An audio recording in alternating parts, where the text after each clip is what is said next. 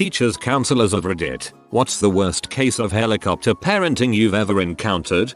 I've had parents who wanted to come to school and attend all of the classes with their kid.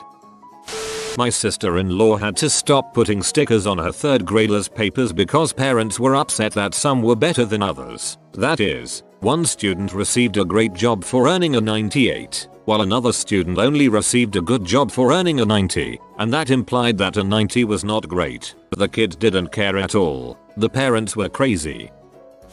Told a lady at work about an interesting app that allows you to lock your child's phone anytime you want, and the only option it gives them is to call the preset parents number. The lady who designed it was mad because she would call or text her children and they wouldn't answer, so it allowed her to lock their phones until they called and checked in. My co-worker immediately downloaded the app, and now if she calls or texts her kids and they don't respond within 2 minutes, she locks their phones. If her kids are on Reddit and see this, I would like to apologize. I just thought the article was interesting and was making small talk. I did not intend to ruin your teenage years.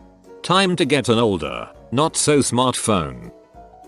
I worked as a college ambassador during undergrad. Part of this meant I ended up at events with prospective students and their families to tell them about all of the great things we did. This was a fancy one where there was dinner served and we were each assigned to a different table with 2-3 families. I always try to talk to the kids and try to connect with them. But this kid, we'll call him Brad, was the hardest case I've ever had. Every time I would talk to him, he would make eye contact with me, then look at his mom. She would answer every question I could ask. What's your favorite class? What are you looking forward to the most? All were answered by mom. Then of course, because Brad wasn't asking me any questions, she decided to start asking me questions about my college experience. This is when she told me of his life plans. He, too, was going to be a resident advisor in college. And he was going to graduate in 3 years so he could go to med school at Harvard. And he was going to get married to high school girlfriend's name before med school started. You could see the kid just try to shrink away. When I was a student, I would hear of parents accompanying their adult children to job interviews. No one will hire anyone who brings mommy or daddy with them. No one. Not a teacher, but I'm a nanny. I briefly worked for one mom who still wiped her 8-year-old son's butt after he took a crap. That poor kid would just sit on the toilet waiting for mom to come clean his poop hole. I didn't stick around that family for very long. I used to teach at a private primary school in China, basically for rich kids. Many of the children have no brothers or sisters and suffer from little emperor syndrome. One little girl was very bossy. At home, she had servants and was used to ordering others around, even adults. To give you some perspective, I've seen kindy kids hit and kick their minders while the minders grin frightenedly. If that kid complains to mommy, they are out of a job. So at school she tried to give orders to the other little girls and boys. As you can imagine, this did not go down very well with the other kids, especially as they themselves were all quite well off. So her entire class refused to play or talk with her. This caused the little girl to cry and complain to mommy. Her mommy marched into our office and in front of our principal threatened to have the other children killed unless they started playing with her daughter. The principal was shocked. He was the one who informed me. Another mother asked me how dare I give her son 63% on an exam. As I was still new to China at the time, I just looked at her puzzledly as I couldn't understand how daring came into it. I thought you just gave people what they got. I was teaching a general chemistry lab in college and a parent emailed me after the first lab report with an annotated copy of the graded assignment, which I gave a B+. Little Johnny had never gotten a B in a class before and I was just being unfair since it was his first semester in college. Long story short, she threatened to go to the prof. I said go ahead, and they did. The professor was awesome. When kids be about their grades, he offers them a regrade, and then goes over the report with a fine-toothed comb. The B+ got changed to a C. Engineering student here. There was this guy in my class, the only son child to rich parents, overprotective mom. He always came in and sat on the first bench in the lectures. One day some kids occupied the first bench unknowingly and he was forced to sit on second bench. Gets his mom to college next day. Mom raises the roof and escalated this to the dean. This happened in the first year. Goes without saying the guy didn't have very peaceful next 3 years. His classmates and teachers ensured that. I fortunately have yet to experience any helicopter parents, but my dad saw a pretty good one when he was teaching 2nd grade. There was this one mom who was, I guess, what you could call a bit of a local celebrity in our small town, and she was a bit, success driven and competitive at times. She was nice enough and was always volunteering to help out in the classroom, but during one of the class parties, she organized a game of musical chairs. Thing is, she tried to fix it so her daughter would win. She tried to be as discreet as she could, but it didn't exactly work out. My dad and the kids caught on pretty quick and the kids openly called her out on it. She tried to deny it, but everyone saw right through her. She cared so much about winning that she would rig a game of musical chairs for a group of 2nd graders. I've taught middle school through college. I had one parent of a high school student who said she could not come to a particular meeting time because she'd be in class. Oh, what degree are you studying for? None. I take the same classes as her other child, so I can make sure she works hard. Apparently she was registering as a student in all of her child's classes, going to the classes, all to make sure her child did her college work. I didn't say anything, but I would not have wanted to be that professor, or the kid. I was a resident assistant for my university and we had some major helicopter parents during move-in day the last few years. It was either last year or the year before. This guy's mom helped him move into his dorm room when it came time for the parents to leave, and for the first floor meeting his mom hid in his bathroom. Then she tried to stay the night that night. Only reason she was caught was because the guy's roommate came to me and the other eye on the floor and told us he wasn't comfortable with her being there. She yelled at us when we asked her to leave and we had to call campus police to escort her out of the building. Had a kid's parents try to go to their college orientation for them. Real helicopter parents get into positions of power where they can directly influence their kids' lives. My mom got a place on the board of my sister's small, private high school and managed to put a 2nd family member on the board as well. This gave her a lot of sway in hiring and firing teachers. One teacher was fired for, among other things, using big words like pedagogical at school board meetings. Who even knows what that means? I'm right. All the teachers would tell my mom how great her daughter was. Great kid, always improving. Fast forward to college. My sister had a failing average each semester for 3 semesters. She nearly got expelled for copy-pasting a Wikipedia entry on an exam, then denying it. She even managed to fail her phys ed class, where the mark was based on attendance. My parents elected not to send her back for a 4th semester. How could such a thing happen? How could a great high school student do so poorly in college? It turns out that, quite understandably, none of the high school teachers wanted to risk their jobs to tell my mom that her kid probably had a serious learning disability. This, despite the fact that my sister's disability was obvious to anyone who tried to help her with her homework for more than 5 minutes. After a bad semester in college, my sister was finally diagnosed with a learning disability, though the help couldn't come fast enough for her to turn her college career around. Had it not been for my mom's hovering in high school, the teachers might have been straight with my parents and, maybe, my sister would have gotten help earlier.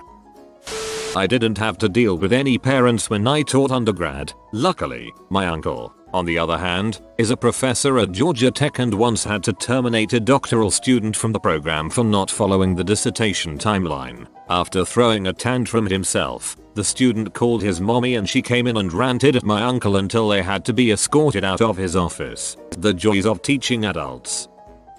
I'm a high school English teacher. One of my students had an IEP, rarely showed up to class, and when he did he never did his work, no matter what I tried to do to keep him on track. I even hand-delivered his work to his resource teacher, by his mom's request, because as a 16-year-old he wasn't responsible enough to keep track of papers, and he refused to do it there. His mother visited my class every week to complain to me and ask why he was failing. She insisted that because he had an IEP, he wasn't allowed to fail my class. At the end of the semester, the student was suspended for 10 days for fighting. I sent home makeup work with him. He never returned in and he failed my class. Mom got mad and went to the administration demanding he be able to do the makeup work, but that I had to give him the work again because he'd lost it. I never got the work, but the mom did confront me in the parking lot. getting in my face and yelling at me for failing her son. I told her I may have given him a failing grade, but she had failed him by babying him his entire life, and as a result he had failed himself. I heard a story once from a doctor that stuck with me. One particularly bad bubble wrap parent was always at her kid's side making sure he was safe. The kid never learned his limitations. He would try jump off high things etc, and the mom was always there to stop him or catch him. First day of school the kid jumps off the top of the play structure and breaks his arm. When the mother was at the doctor with the kid she said he broke his arm because I wasn't there. The doctor replied, no, he broke his arm because you always were.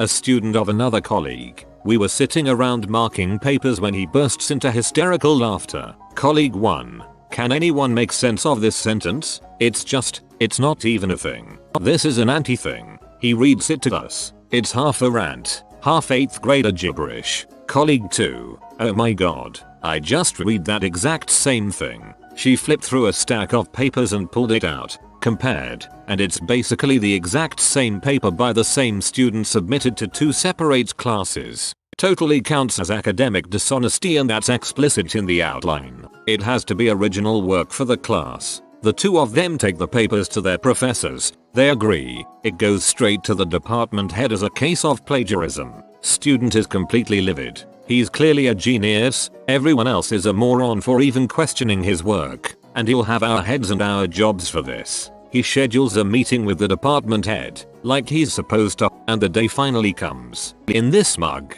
chubby little sucker struts, fully suited up, and right behind him is Uncle Sleazy Lawyer, complete with matching suit and briefcase to boot. We can hear the student muttering as he stomps down the hallway about how he's going to be a great legal mind one day because his uncle told him so and he was totally going to show us all. It was all I could do not to laugh. They go into the office, close the door, and Uncle Lawyer loudly declares for all to hear, my client has prepared a statement before we begin. Department head, number, student, but it's my department head, number, student, but, department head, number. We couldn't hear anything after that. We had to close our own door so we could laugh. He was disciplined appropriately, though. All the professors knew who that student was from that point on. I was in 8th grade and my teacher was always an butthole to me. He would send me out of class because I was 3 minutes late, or not accept my math homework because I didn't work out the problems the way he wanted me to. So near the end of the year he assigned a essay to us. The subject was on any president of our choosing. I wrote my essay in about 3 hours and followed the rubric very closely. I print out my paper and leave it on my desk so I won't forget it. Before I go to sleep my mom asked me if she could borrow the laptop. So I set up the laptop for her and go to sleep. Next day turn in the essay. Next week get back the essay with a D on it. I notice a bunch of red marks on it. Read through essay and found out my mom went and wrote more to it and switched out my essay. Explained to the teacher what happened, and by the grace of God he let me turn in mine. Come back next day with my essay. Get B+ on it. She never tried again. I'm not a teacher, but I have a story that is relevant. When I was in high school there was this kid's mom would sit in on all his classes to make sure he would do his homework. He didn't have any mental problems or anything. She wouldn't let him talk to anyone who didn't go to their church. She argued with the teacher every freaking day. In biology she reported the teacher to the superintendent for teaching evolution. As you probably guessed, nobody hid their dislike of her. The best one was when I missed a test one day and had to stay after school to make it up. She burst into the room looking furious and started yelling at the teacher because he failed her son. The teacher just started going she just got madder and madder. The teacher just kept ignoring her. At one point he took out his cell phone and called some people. The woman got really mad and stormed off. Back when I was teaching I gave a bad grade on a test to a 55-year-old woman who was taking the class. Her 80-year-old mother came to my office the next day with scones and tea to ask me if her daughter could retake the test. I allowed it. Imagine what would happen had you turned away the mother. You would get visited by a 105-year-old woman. currently a teacher, but my story comes from my days as a college student. My university offered a day-long parent orientation as an option for parents while their kids were attending their own 2-day student orientation session. The summer before my senior year, I was hired as a student employee for this parent orientation session. Steady hours, good pay, etc. A pretty nice summer gig for a poor college student. Anyway, we met a wide range of parents at the registration table. Some of the parents were obviously not too worried. Is local bar still open? I'd love to duck out and get some nostalgia beers. Others were clearly interested, without being too overbearing. I've got a few questions about class registration. Can you point me in the right direction? But the parent that I'll always remember. Wow. Part of the script we were supposed to go over involved asking parents if they would be interested in taking a tour of their student's future dormitory. When I got to this part of the script with one mom, she completely broke down, started bawling and crying about how she wasn't ready for her little angel to go off to college. This went on for several minutes and bordered on a full-on tantrum. Mind you, this wasn't on move-in day. This was at an orientation 2 freaking months before school actually started. I shudder to think how the actual move-in day went for that family. Worked at a sleepaway camp. Asian mother told us to weigh both of her children and mail her the results twice daily. That's oddly specific. In high school I became really good friends with this kid named Dan. Dan and I hung out a ton, and one weekend I invited him over for a sleepover. Stay up late, watch TV and play video games. I had to meet his mother and his father to gain approval. It was like going through a job interview. Had to tell them where I wanted to go to college, my life's goals, etc. Got the approval and Dan was allowed to sleep over my house. The morning after the night of the sleepover, my mom gets a call at 6 AM. "Hi, this is Dan's mom. Are you watching your child and my boy?" My mom quickly gets over the shock and replies, "Yes, they are downstairs in the basement and they're fine. We have a finished room where we would always hang out." "Well, I would appreciate you checking on them because I haven't heard from Dan all night." My mom woke us up and Dan realized he left his cell phone upstairs. He goes to get it and it turns out he has 63 missed calls, 105 missed text messages, and 20 voicemails. He started to cry and my mom just hugged him and said it's okay and made us breakfast. My parents are helicopter parents. My stepmom was insane while the 6 of us kids were in school. She had access to every assignment, due date it was turned in, and grade we received. My teachers hated her. She would call about grades lower than a B. Once I ordered a Letterman jacket and when I was told the price I called my stepmom and she demanded to speak to the people selling them and told them we were poor but deserved the same privileges as everyone else. On speaker, it was so embarrassing. I was on reduced lunch and one day I couldn't eat because my money ran out. Guess what happened? Q2 crying lunch ladies and a burnt grilled cheese. I felt so bad. My dad would go to every meet the teacher night and insult the level of intelligence of every math teacher. He demanded I go to tutoring and he called my teachers to make sure I was there every morning. He even made me get their signature to prove I was there. He went with me to my community college orientation and followed me from class to class, making sure he knew where each one was, and he got the phone numbers and emails from all my professors. Growing up with them was a nightmare. He would yell and shout and throw fits like a toddler, and my teachers would always feel sorry for me because that's what I went home to. Eventually, after my dad demanded I pay rent while working 3 jobs and going to college full time, I got kicked out because I got a tattoo. I was 19, met a guy and moved in with him. That really pissed off my parents, and now we are happily married. Our 1-year wedding anniversary is tomorrow. Yay, overbearing parents. You have been visited by the paparazzi dog. Comment the perfect framing so that a paparazzi never pursues you. If you are new to the channel, you can subscribe. I publish new videos every day. Until then, check another video, or don't. Either way, have a great day, you magnificent people.